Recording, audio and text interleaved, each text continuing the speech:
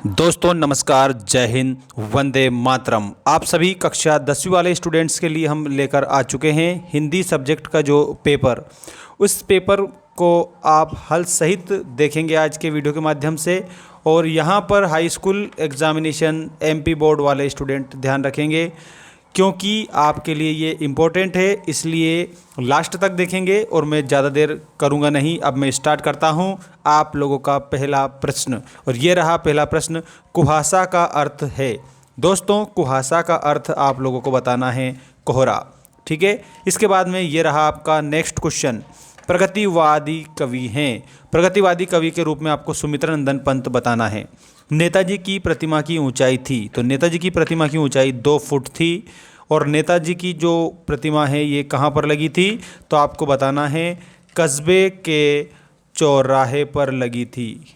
ठीक है, अगला जो क्वेश्चन है वो ये रहा आपकी स्क्रीन के सामने।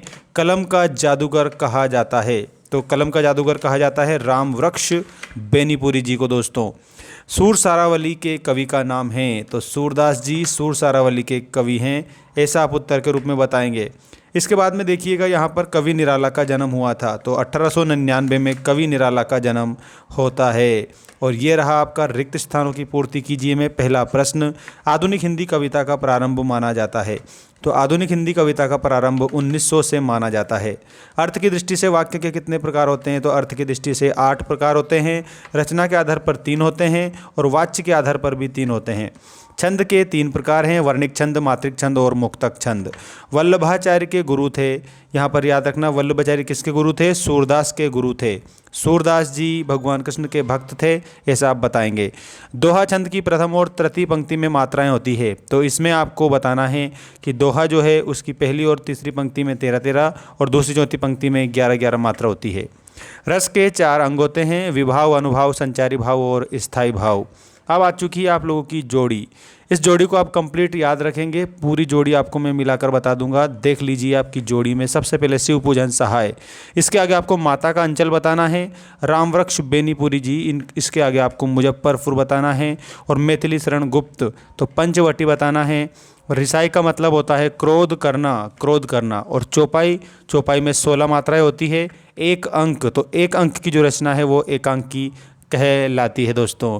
और यहाँ पर आपको एक जानकारी मैं दे देता हूँ, हमारा जो मेंस एजुकेशन ऐप है, मेंस एजुकेशन एप्लीकेशन को आप डाउनलोड करिएगा।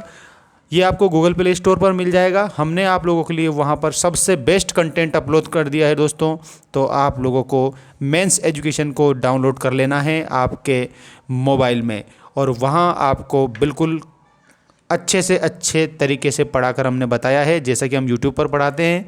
यूट्यूब पर सारी जो क्लासें हैं बैक टू बैक नहीं आ पाती है, क्यों? क्योंकि इसमें बहुत सारा कंटेंट शामिल है, इस कारण से। लेकिन हमने हमारा ऐप जो है उस पर सारी की सारी चीज़ें सीक्वेंस में दे रखी है दोस्तों, तो आप लोगों को ज़्यादा से ज़्यादा फ़ायदा मिल जाए और एक ही जगह पर सारी चीज़ें मिल जाए, इसलिए हमने वहाँ पर आपके लिए कोर्स को अपलोड कर रखा है। और वो भी मात्र 49 में। पहला जो कोर्स है 49 का है हिंदी का, और एक जो हिंदी में 2 टेस्ट सीरीज़ भी हमने डाल रखी है उसमें 199 रुपये का है, तो उसको जाकर ज़रूर ख़रीद लेना। ये सारी चीज़ें हम आपको फ्री उपलब्ध नहीं करा सकते क्योंकि उसके लिए काफ़ी मेहनत लगती है, इसलिए सारी जो चीज़ें हैं एप्लीकेशन की वो पेड रहेगी। ठीक है, यहाँ पर देखिएगा, एक वाक्य में उत्तर लिखिए। अट नहीं रही कविता किस बात को प्रकट करती है, तो अट नहीं रही जो कविता है ये फागुन की मादकता को प्रकट करती है, तो यहाँ पर आपको फागुन की मादकता उत्तर के रूप में बताना रहेगा। ठीक है, कवि नागार्जुन का मूल नाम क्या था, तो वैद्यनाथ आपको करेक्ट उत्तर के रूप में बताना है। निराला रचनावली में कितने खंड हैं, तो निराला रचनावली में 8 खंड हैं, ऐसा आप बताएंगे। रामचरितमानस का मुख्य छंद क्या है, तो रामचरितमानस हमारे भगवान राम को समर्पित किया है और इसमें चौपाई छंद है, ऐसा आपको उत्तर के रूप में याद रखना है। ठीक है, विनय पत्रिका की रचना किस भाषा में हुई, तो विनय पत्रिका की रचना हुई थी ब्रज भाषा में। और कामायनी किसकी रचना है, तो दोस्तों कामायनी जयशंकर प्रसाद की रचना हो जाएगी। ठीक है, कामायनी, लहर, आंसू और झरना, ये सब रचनाएं जयशंकर प्रसाद की है। और जयशंकर प्रसाद जी है छायावाद के कवि, तो आप लोगों को छायावाद उत्तर के रूप में याद रखना रहेगा। इसके बाद में देखिएगा सत्य असत्य लिखिए, आपके प्रश्न आ चुके हैं। पर्वतीय सुंदरता मन को नहीं भाती है, तो इसमें आपको क्या बताना है, असत्य बताना है। इसके बाद संस्मरण में कल्पना तत्व की प्रधानता होती है, तो इसमें भी आप लोगों को असत्य बताना है। हिंदी का प्रथम उपन्यास परीक्षा गुरु को माना गया है, दोस्तों इसमें आपको सत्य बताना रहेगा। कहानी के 6 तत्व होते हैं, इसमें भी आपको सत्य बताना है। कहानी का सबसे मुख्य तत्व कौन सा होता है, तो इसमें आपको कथानक बताना है।